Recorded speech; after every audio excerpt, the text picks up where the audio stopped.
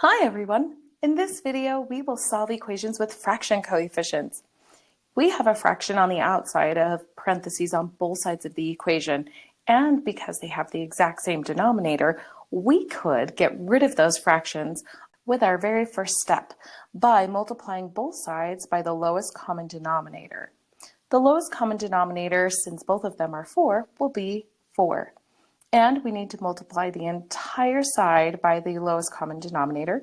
So we'll put a 4 on the outside of both of these. We don't need to distribute the 4 into the inside parentheses because it will simply be multiplied to the fraction on the outside since these are all multiplication. And using the commutative property, I can just multiply the 4 and the negative 1/4 first. And because I like simplifying first, I'm going to do 4 divided by 4, which gives me 1, and 4 divided by 4, which is 1. So on the left side, we have 1 times negative 1, don't forget the negative, which gives us negative 1. And we are left with 3x plus 7 that we haven't multiplied yet. On the right-hand side, we end up with 1 times 1, which is left, and 1 times the quantity x minus 7 will just give us the quantity of x minus 7. This equation is much simpler than what we started with.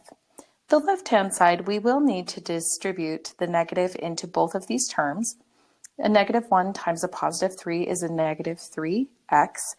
The negative 1 times positive 7 is negative 7, or subtract 7.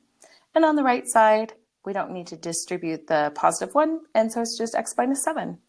Now we need to combine all of the variables on one side. So I'm going to go ahead and subtract the x from both sides, which gives us a total of negative 4x. Minus 7 equals negative 7. And then to isolate the variable, we're going to add 7 to both sides. Minus 7 plus 7 cancels, and minus 7 plus 7 is 0. So we end up with negative 4x equals 0. Now we need to continue isolating the variable by dividing both sides by negative 4.